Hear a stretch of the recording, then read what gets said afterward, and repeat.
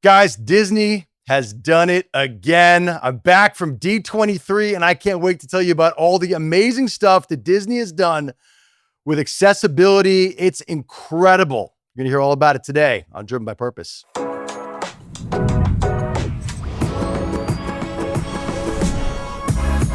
This is Driven by Purpose, a show about finding your purpose, building fulfilling careers, and helping people with disabilities live better lives. Hosted by three men who've lived it and are here to help you do the same. Special thanks to our presenting sponsor, Clean Logic, a leading bath and skincare company and a true pioneer in creating inclusive workplaces and increasing employment opportunities for people with disabilities. What's going on, everybody? My name is Evan Rosenblum, along with the co-founders of Clean Logic and the Inspiration Foundation, Isaac Shapiro and Mike Gesser. What up, fellas? What's going on, Evan? Oh, I don't know if you could tell. I'm very excited. I spent the weekend at D23, which is like Comic-Con for Disney in Anaheim, California. I was there with two of the greatest guys that I've had the pleasure to work with, Brooke and Robin Lopez. They are two guys who have played in the NBA for a very long time. Brooke is a member of the Clippers right now. Robin had an amazing run in the NBA. Two 7-footers, and when I say they are gentle giants, they're the nicest, sweetest guys in the world, and they are Disney. They are like the walking encyclopedias of Disney knowledge. They are the biggest Disney fans in the world. I'm working on a project with them, so we all went down to Anaheim to go to D23 this weekend, and we shot some amazing content. We had an amazing time. We got to interact with everybody from Matt Groening, the guy who created The Simpsons. We talked to Alex Hirsch, the guy who created Gravity Falls. We met some of the most amazing people. We met some of the Imagineers. We had an incredible experience. But what we're going to talk about on this show is what an amazing job Disney has done with accessibility again. No surprise.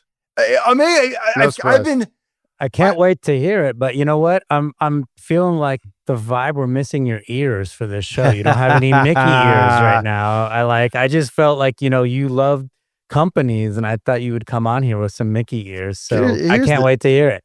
Can you give me a quick, maybe 10-second, what is D23? D23 is it's like Comic-Con for Disney. It is a massive convention in Anaheim at the Anaheim Convention Center and the Honda Center in Anaheim, California. And it is where all things Disney come.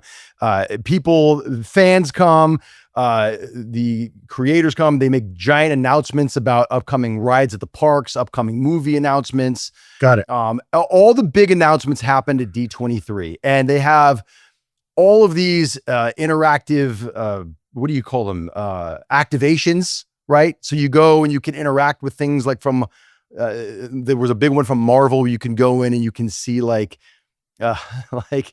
TVA. Remember that from the Loki series, the TVA?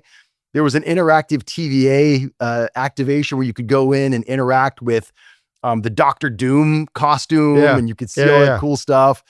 There was a bluey thing. You trade pins. There was a giant claw machine from Toy Story. You could go in and be a part of the claw machine. You get all the new Disney merch, which is so cool. All Disney. But when it comes to accessibility, first off, it's such a celebration of creativity in all things Disney. And growing up, I'm from Los Angeles, and we used to go to Disney when I was a kid. I was never a big Disney person. As you know, we've talked about it on the show. I went to Disneyland a couple of months ago with my daughter, and it's way different when you go to Disneyland with a kid who has severe disabilities. My daughter's in a wheelchair. She's 11 years old. 11 years old is around the time where kids can kind of separate. We've talked about that on this show.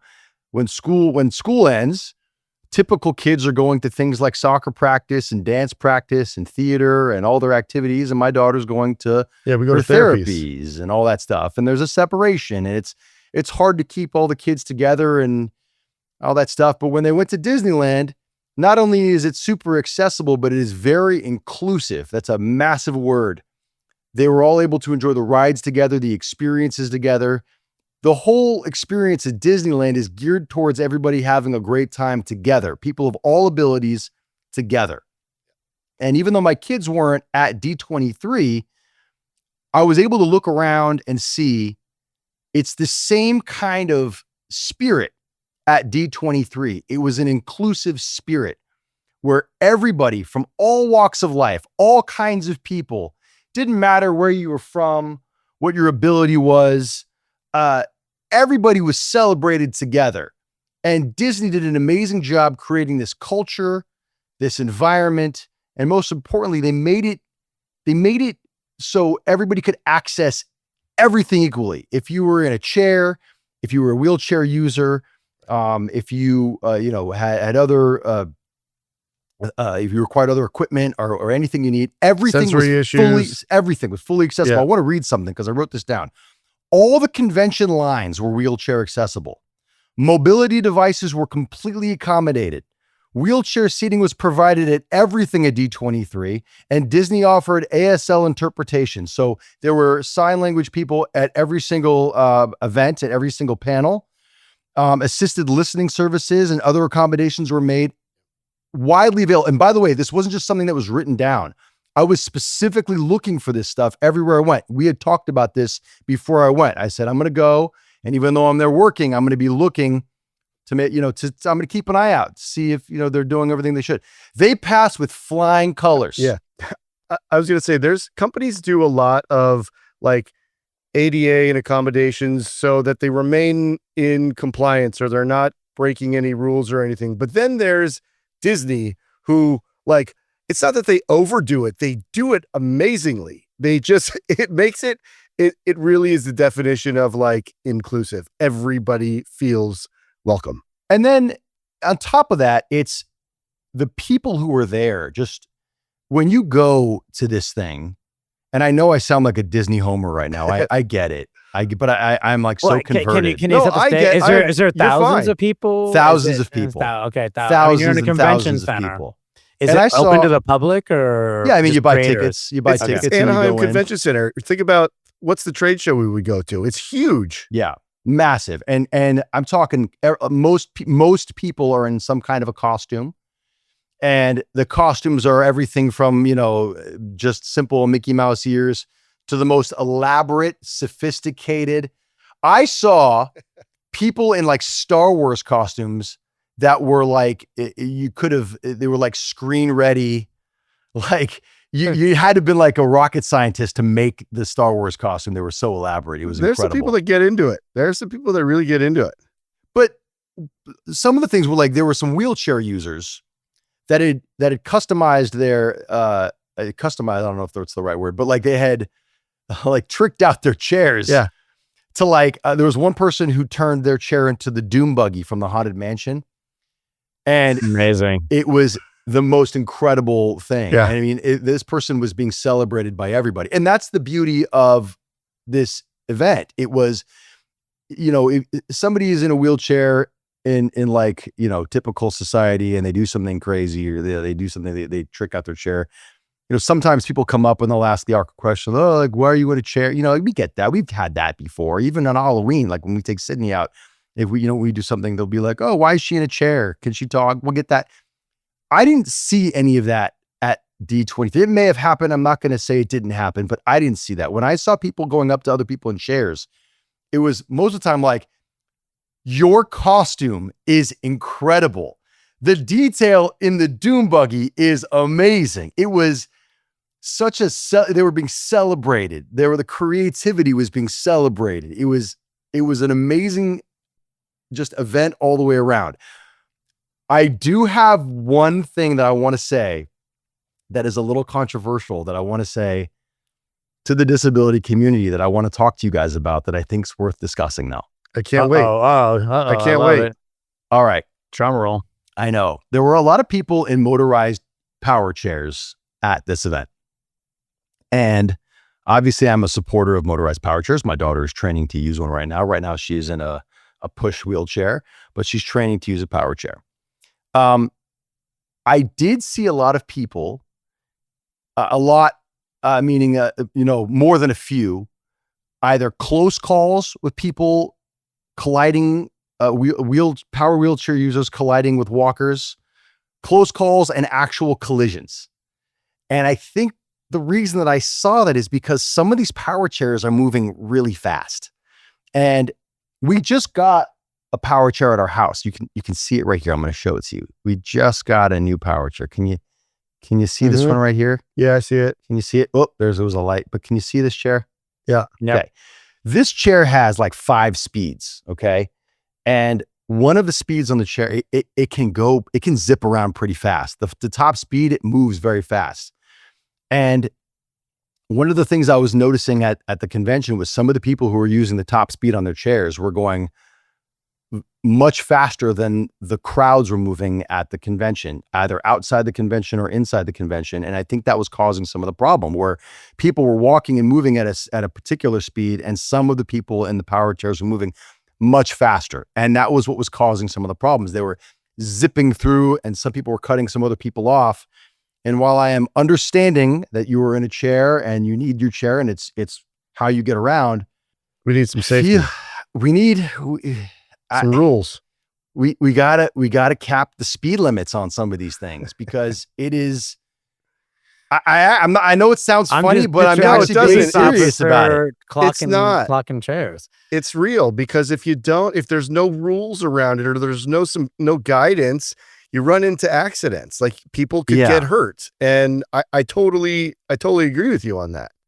Did you see an actual accident, or I just saw like, people. well, what's a close call? I saw people. Well, I almost got hit a couple times. Like I will say that. Like there were a couple times where I had to jump out of the way of somebody who was speeding through, and then there were a couple times where people actually did clip people.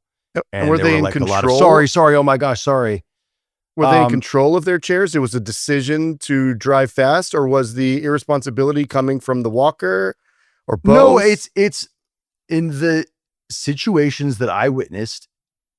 In my opinion, and again, I'm completely understanding. I have a daughter who is using a power chair. I don't want to make it seem like I am, attacking power wheelchair users, but I did notice a lot of times some of the power chair users were using excessive speed on their power chair and creating a dangerous situation. And I think that if you're going to use a power chair in a crowded situation, especially at a convention, and I'm not, by the way, this is in no way reflective of Disney. I don't want to, this is just a general observation. Operators. Chair operators, and especially as my daughter is training on this, we have to talk about, I get it, reasonable speed in certain situations. And you have to be responsible with that. Yeah. And I feel like there are certain situations where you've got to pull the speed back. And the way that you have to patrol this is you have to have people that are bold enough to say something, confront somebody in a power chair who's going too fast. Yeah. And you have to be able to go to somebody and say, hey, sir, ma'am, you're going too fast in your chair and it's creating a hazard and you're putting other people at risk. And Isaac's smiling right now. And I know you're smiling because it's uncomfortable, but I'm just trying to say, so you did it. You did. I didn't do it. I didn't do it. I thought you were because I wanted to have this conversation first because I wanted to talk it out. I thought you were going to be the guy that said it. So no, I wanted to have this conversation first, and I just want to talk it out and kind of see what you guys thought about it because I feel like at a point somebody has to say something. We have to confront this serious thing where if somebody's moving too fast and they're creating a dangerous hazard. I get that it's uncomfortable to say something to somebody in a chair who's moving too fast because it's uncomfortable, but you have to say something. Somebody has to say something or else someone's going to get hurt.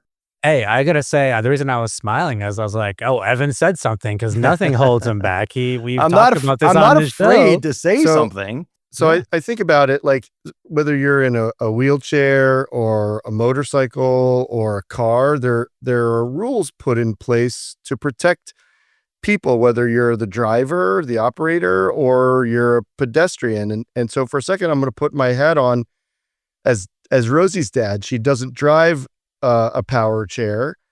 She may at some point in her future. And if she does, and she's driving in an unsafe manner, I'll be the first person to tell her not okay, or she needs to consider safety because nobody wants to get hurt. You don't want to hurt somebody. You don't want to get hurt yourself. I don't think you're being a jerk by saying something.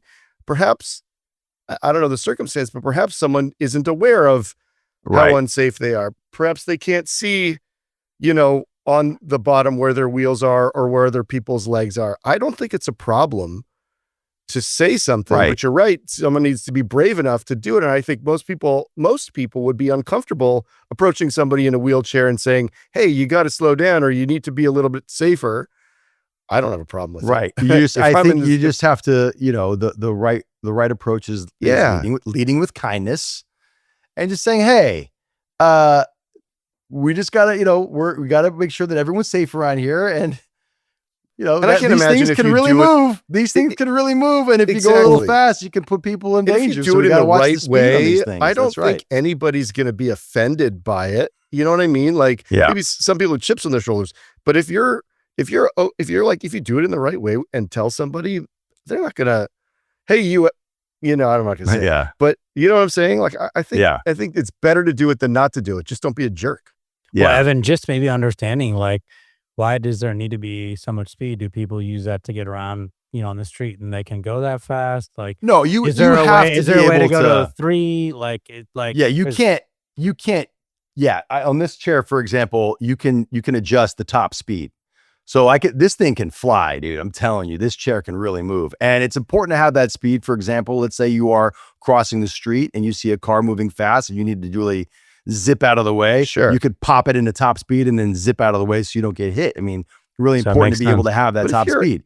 If you're in an exhibition hall and you're surrounded by people and, there's an element of common sense that needs to be put in play. Yeah. And, everybody can do that.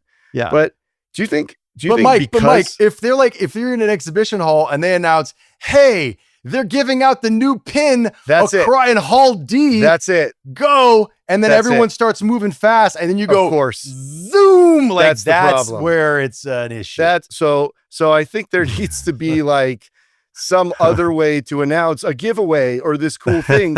So it's inclusive of everybody. Right. Or something, but to create like a stampede, it's not going to go over well. Right. Period. By the way, again, I want to say Disney did not do that. That's not exactly what happened in this situation. In where I almost got hit, it was just, look, people were just excited. I mean, that's just what happens. People were excited. There was so much to see, and there were so many cool things happening that people were just trying to take in as much all in as fast as they could. Yeah. And some people were just overexcited.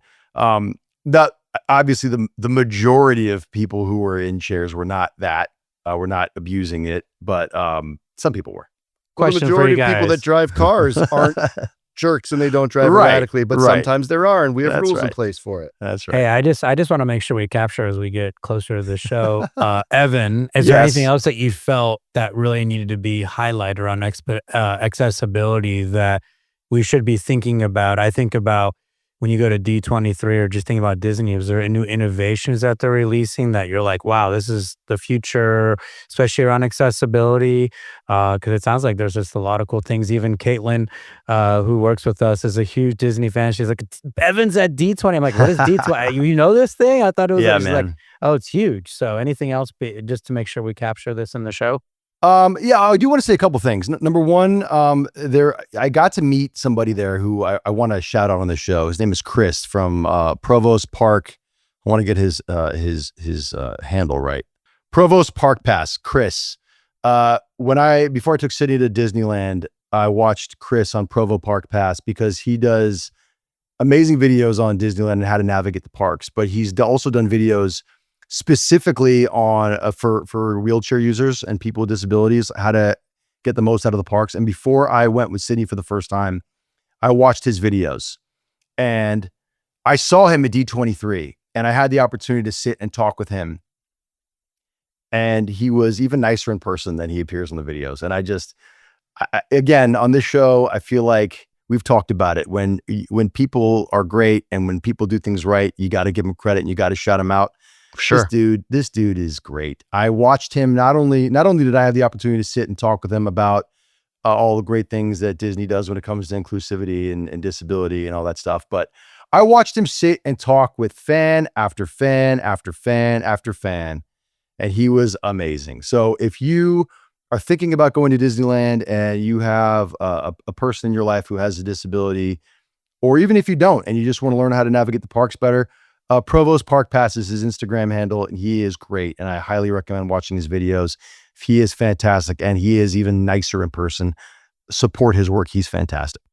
Nice. That's great to hear, because that's you're always, Evan, I think ever since we've really been talking about this, you're a great resource for the different things that are out there for families with disabilities. So good to hear that. Yeah, man. And again, I was just having a conversation with a friend of mine who has kids with disabilities too. We were talking about Disney, and she was just making fun of me. She's like, I didn't know you were fully in on the Disney thing. And I'm like, what's funny is, you go to these things, before I grew up in LA, I went to Disneyland as a kid. It was always around. But when I went to Disneyland for the first time with Sydney, and you just see how above and beyond they go to make everybody feel welcome and included. It's just through the eyes of as a parent, you just appreciate it so much more than when I was a kid and I was just running from ride to ride, just trying to do all the rides and see all the characters. You just have so much of a deeper appreciation for all of the work that goes into the experience, and that's why I'm just so passionate about this on this show right now. Why I appreciate you guys allowing me to go on and on about this. It just means a lot that this company is pouring so much of their time, energy, and resources into this. And I'm so grateful for it. Yeah. I think it's so important to talk about it because, again, we talk about accessibility. It matters and it connects you to your community. It opens other revenue streams for your company. And again, we talk about that only 1% of marketing today in the US and in the world is geared toward people with disabilities, but it's a large community with 1 in 4 American disability, their friends and family, and it's a $650 billion market of people with purchasing power. So it's only going to make your business better when you actually look at this. So, it's what I see. Good for business. Like you said, Evan, you never thought yourself as a Disney fan, but you are there because of what they're doing in accessibility. Absolutely. And this is why we need companies to be thinking about that, because we matter as a consumer, whether you're going to look at it as charity or not. Like, it's just good for business. And that's what we're trying to promote here. I'm all in. All in. Yep, Disney has won me all the way over. Same. Take my money. That's it. Take my money. For life.